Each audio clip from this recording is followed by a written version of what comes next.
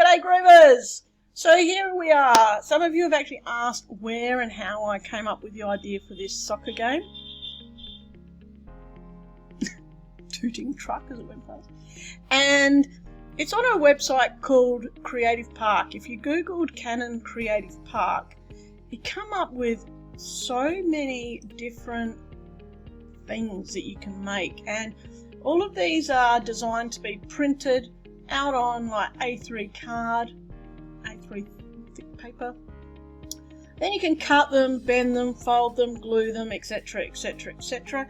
And I like to use this as a bit of a way to prototype different ideas. The pinball's another idea, although I have already made a pinball game before for year 8, way back when.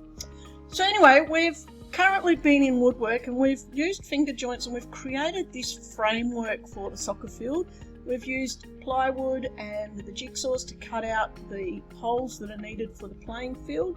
We've drilled our holes here that's going to be used for dowel. Now what we're doing is we're heading into CAD, where we're going to create our soccer goalie and our soccer kicker, and then after that we'll go into metalwork.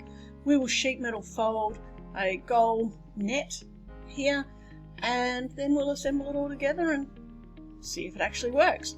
So what I'm going to do for you guys is we are going to go through a couple of options.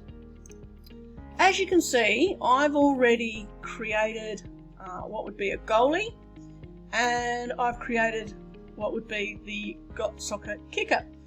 And we've got these two images that we can use, and that's totally cool. But what I also want to do is provide you with an opportunity where you can use the actual cardboard image that actually comes with the game.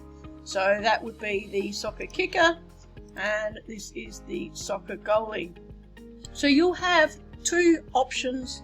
The files will be available for you, and yeah, I think it's just time that we get cracking.